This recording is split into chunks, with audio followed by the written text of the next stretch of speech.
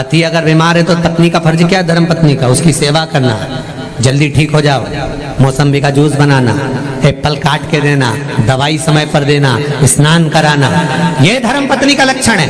पर पति आंख से अंधे थे तो गांधारी ने भी पट्टी बांध ली, जैसे तुम वैसे हम, तुम भी बैठे रहो हम भी बैठे। इसको धर्म पत्नी कहेंगे? सुन लो रियो राजस्थान वाली, जी जी अच्छे से सुन लो जरा। धर्म पत्नी का लक्षण है, अगर घर में कोई दुखी है तो आप भी दुखी हो, घर में सब सुखी तो आप भी सुखी हो, ये धर्म पत्नी का लक्षण है। मंदोदरी ने कहा, स्वामी आप ब्राह्मण कुल में जन्मे पर कभी भोजन करने, रावण कहता है मुझे कौन बुलाएगा, मुझे कौन बुलाएगा, कौन बुलाएगा? मंदोदरी ने कहा, है अयोध्या के राजा हैं दशरथ जी, उन्होंने आपको भोजन करने बुलाया, जाओगे? रावण बोला, मेरे को भोजन कराने में भी दम चाहिए कि तुम टेंशन मत लो, तुम्हें बुलाया है तो व्यवस्था भी तो वैसी करी होगी, जाओ तुम। ठीक है, रावण जाने लगा। मंदोदरी बोली, ऐसे ही जाओगे? रावण बोला, तो कैसे जाना है? ये मुकुट रख के जाओगे तो राजा नहीं कहलाओगे, ब्राह्मण कोई मुकुट पहन के जाता है क्या? रावण ने अपना मुकुट जमीन पर रख दिया। अहंकार के मुकुट को रावण ने जमीन पर रखा, तब राम के दरवाजे चले। अब बताओ, जब अहंकार छोड़कर राम के पास जाओगे तो राम मिलेगा कि नहीं मिलेगा? राम मिलेगा, मेरा प्रभु राम अवश्य मिलेगा।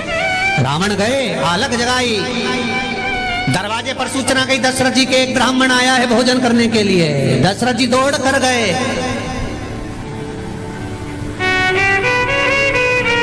दौड़ कर गए,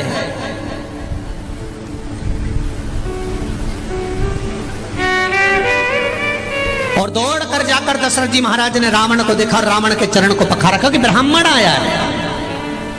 अब रावण के चरण को दशरथ जी पखार रहे हैं। जब रावण के चरण को दशरथ जी पखार रहे हैं तो राम जी एक झरोके में से देख रहे हैं कि मेरे पिता रावण के चरण पखार रहे हैं। जैसा पिता करता है बेटा वही की वही कार्य करता है, ये नियम है। एक गुरुजी आने वाले थे और माता पिता ने अपने बच्चों को समझा दिया था, सुनो शाम को गुरुजी आएंगे, प्रणाम करना हो, प्रणाम करना हो। ठीक है, शाम को गुरुजी आए, माँ ने कहा बेटे से चल प्रणाम करनी करना। माँ ने दो धर के दिया, गुरुजी है प्रणाम क्यों नहीं करता? रोने लगा बच्चा रोया।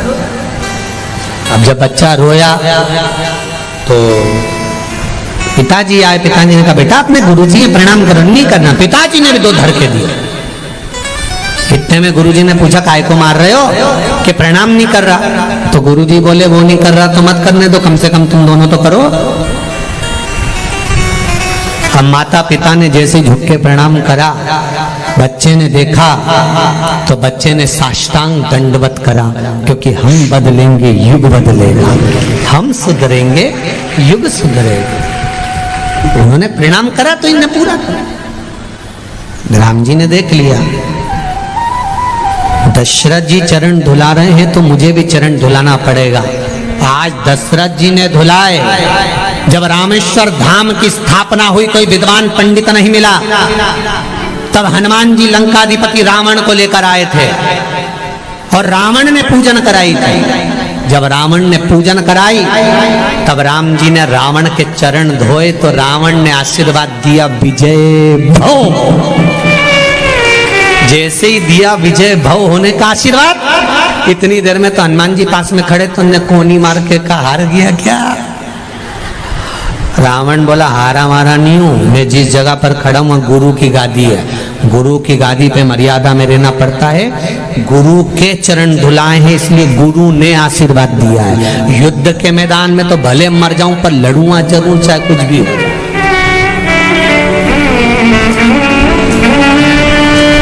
लड़ूंगा जरूर चाहे कुछ भी हो। बड़ी मर्यादा रखना पड़ती है साहब। मंदिर में अगर पूजन कर रहे हो और खुद की धर्म पत्नी भी अगर दर्शन करने आई है तो जो आरती पूजन कर रहा होता है, भले वो ब्राह्मण हो, पंडित हो, पुजारी हो, उसको ये स्मरण करना पड़ता है कि यहाँ पर मेरी पत्नी नहीं खड़ी है, एक भगवान बालाजी का दर्शन करने के लिए एक दर्शनार्थी खड़ा है। उसे कोई मतलब नहीं।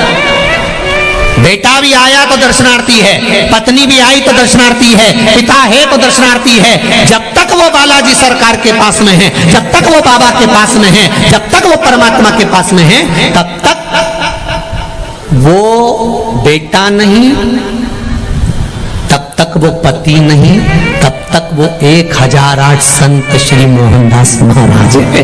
जब तक वो अंदर है तब तक वो परमात्मा का स्वरूप। उसे कोई मतलब नहीं कि तुम कौन हो।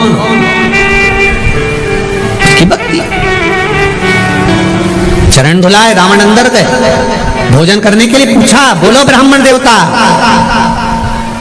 भोजन बनाएं, भोजन की तैयारी करें। क्या बनाएं आपके लिए? ब्राह्मण से हमेशा पूछ के भोजन बनाना चाहिए। खीर बनाऊं, हलवा बनाऊं, पूड़ी बनाऊं, क्या बनाऊं? बताओ, तुम बताओ, मैं बता दो। बोलो। रावण ने कहा, एक शर्त पर भोजन करूंगा। क्या?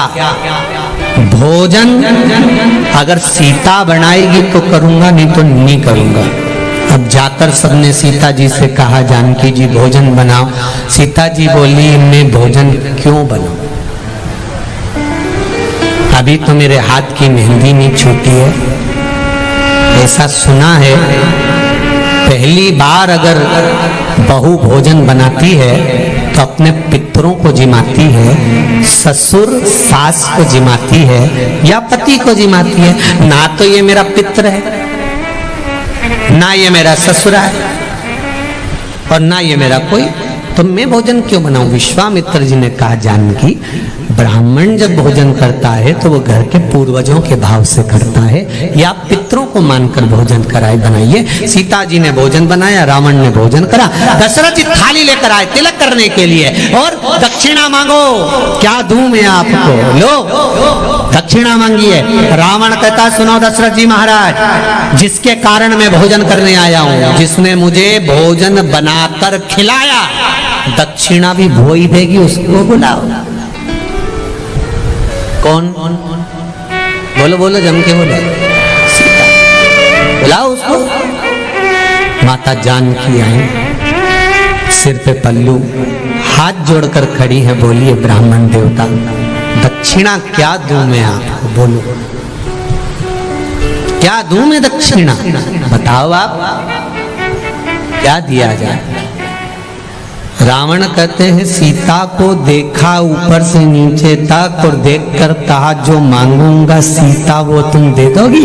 सीता जी कहती हैं, बिल्कुल मांगिए, मैं दे दूंगी, मना नहीं, आप मांगो, बोलो बोलो क्या चाहिए। रावण कहता है, फिर सोच लो सीता, दक्षिणा में जो मांगूंगा वो देना पड़ेगा। सीता जी कहती हैं, आप मांगिए, मैं दूंगी, बोलो क्या चाहिए। रावण ने कहा, दक्षिणा में सीता, मुझे मेरी मुक्ति चाहिए। क्या चाहिए? जम के बोलो। दक्षिणा में मुझे मेरी मुक्ति चाहिए। सीता जी बोली, रावण, लंकेश, ब्राह्मण देवता, अगर मेरे पिता जनक जी के यहाँ आते और मैं कुंवारी होती, जो मांगते वो दे देती। अब मेरी शादी हो गई है, मैं ससुराल में हूँ, पति से बिना पूछे कुछ नहीं दे सकती, क्योंकि सीता जी जानती है मुक्ति देने वाली मैं नहीं, मुक्ति देने वाला तो राम है, वो दे सकता। ये सीता जी जानती।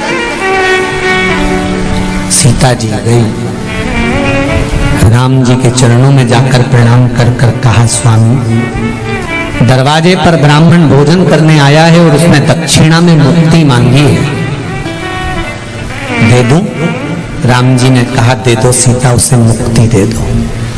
सीता जी कहती हैं, स्वामी आपने तो कह दिया कि दक्षिणा में मुक्ति दे दो, पर आपको मालूम है